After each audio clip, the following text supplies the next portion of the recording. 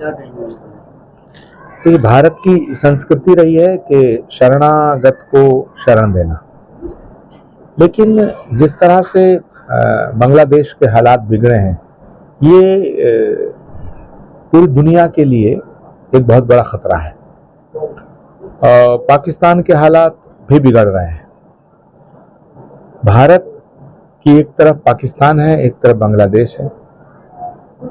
एकदम पड़ोसी देशों में अराजकता, आतंकवाद और बगावत और वायलेंस का जो एटमॉस्फेयर क्रिएट हुआ है, मुझे लगता है इसको देखते हुए भारत को बहुत सावधानी से चलना चाहिए, और क्योंकि खतरा भारत पर भी मंडरा रहा है, और ये खतरा विचारधारा का है।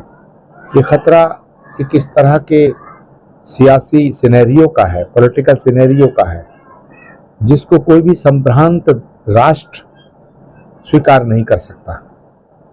हमें खुशी है इस बात की, और ये हमारा सौभाग्य है कि भारत में एक सशक्त नेतृत्व है।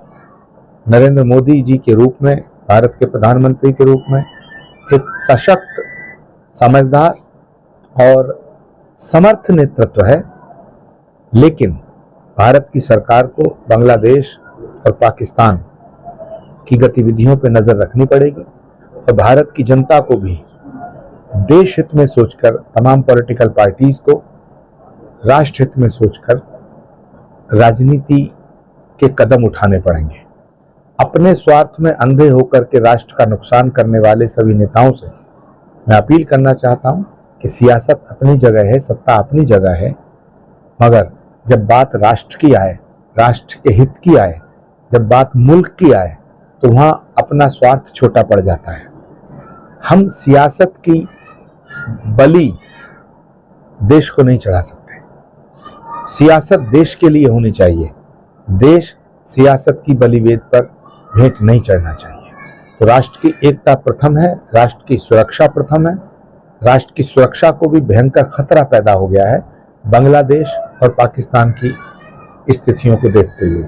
दूसरा, भारत सरकार और भारत के प्रधानमंत्री जी से मैं आग्रह करना चाहूँगा कि वो बांग्लादेश में जो भारतीय मूल के लोग रह रहे हैं, उनकी सुरक्षा सुनिश्चित करने के लिए इंटरनेशनल लेवल पे बात करें। एक और गंभीर दुखद सूचना मिल रही है कि बांग्लादेश में रहने वाले हिंदुओं को मारा जा रहा है, पीटा जा रहा है, जलाया जा रहा है। ये भी बहुत ही दुखद और चिंतनीय विषय है।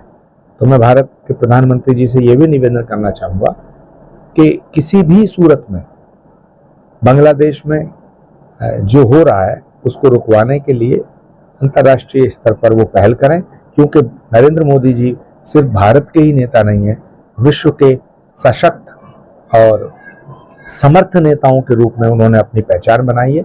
इसलिए पूरी दुनिया को नरेंद्र मोदी जी से अपेक्षा है कि वो बांग्लादेश में जो हो रहा है इस घटनाक्रम पर नज़र भी बनाए रखेंगे, और वहाँ की समस्याओं को, वहाँ इंसानियत के नाते और अंतर्राष्ट्रीय संबंधों के नाते उसको, उस समस्या को सुलझाने के लिए कोई ना कोई ठोस फैसला लेंगे।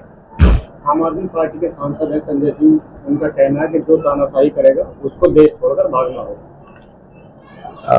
फैसला, सवाल इस बात का है कि तानाशाही कौन कर रहा है? क्या सरकार तानाशाह है या विपक्ष तानाशाह है?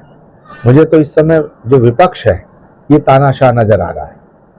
चाहे वो अयोध्या की घटना हो, चाहे वो भारत की संसद का निर्माण हो, चाहे वो सर्जिकल स्ट्राइक हो, चाहे वो 370 हटाने का फैसला हो, चाहे वो सुप्रीम कोर्ट का कोई फैसला हो, विपक्ष न संविधान में विश्वास रखता है, विपक्ष न सभ्यता में विश्वास रखता है, विपक्ष न संस्कृति में विश्वास रखता है। विपक्ष इस देश की सत्ता पर कब्जा करना चाहता है, इस देश की संपदा को लूटना चाहता है, अपने अपने गिरेबान में झांक के सबको देखना चाहिए। सरकारें सबने चलाई हैं, कल पंडित नेहरू जी से लेकर के डॉक्टर मनमोहन सिंह जी तक, और आज नरेंद्र मोदी जी का कार्यकाल, इस सब की समीक्षा अगर निष्पक्ष तरीके से की जाए तो निसंदेह मैं कह सकता हूं कि आज भारत विश्व के स्तर पर जिस तरह भारत का गौरव बढ़ाने का काम नरेंद्र मोदी ने किया है, उससे हर एक भारतवासी को खुश होना चाहिए। मगर अफसोस की बात यह है कि विपक्ष सरकार से दूर होने के बाद सरकार की नीतियों की आलोचना करने की बजाय नरेंद्र मोदी से नफरत करना शुरू कर दिया है। नरेंद्र मोदी से नफरत करता है और नरेंद्र मोदी से नफरत करते करते वो देश से नफरत करना उसने शुरू कर दिया है। ये दुर्भाग्यपूर्ण